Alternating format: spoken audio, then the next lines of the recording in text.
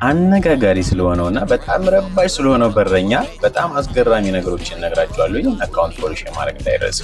ይህ አወዛጋቢ በረኛ 20 የተሳኩ ዓመታትን በፕሮፌሽናል በረኛነት አሳልፏል። ይህ በረኛ ከ12 በላይ ዋንጫዎችን ጠራርጎ የወሰደ፣ በጣም ብዙ ሽልማቶችን የወሰደ ጎልደን ቦል ሁሉ አሸናፊ ነው። ነገር ግን አንድ ለየት ያለ ባህሪ ያለው፣ በጣም ይማታል፣ በጣም ይሳደባል፣ ተጫዋቾችን ይረብሻል።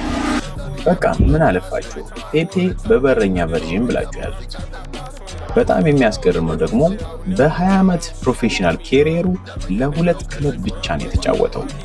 ሌላው አስገራሚው ነገር ይህ በረኛ እነዚህ አይነት ፋውሎችን እየሰራ ተጫዋቾችን እየተማታ በ20 ዓመት እንግዲህ ፕሮፌሽናል ሲዝኑ 4 ቀይ ካርዶችን ብቻ ነው የተመለከተው። ወደ 27 የሚጠጉ ደግሞ ቢጫ ካርዶችን ተመልክቷል። እናም ይህ በረኛ ከ557 ፕሮፌሽናል አፒራንሶች በኋላ በ2008 ጫማውን ሰቅሏል።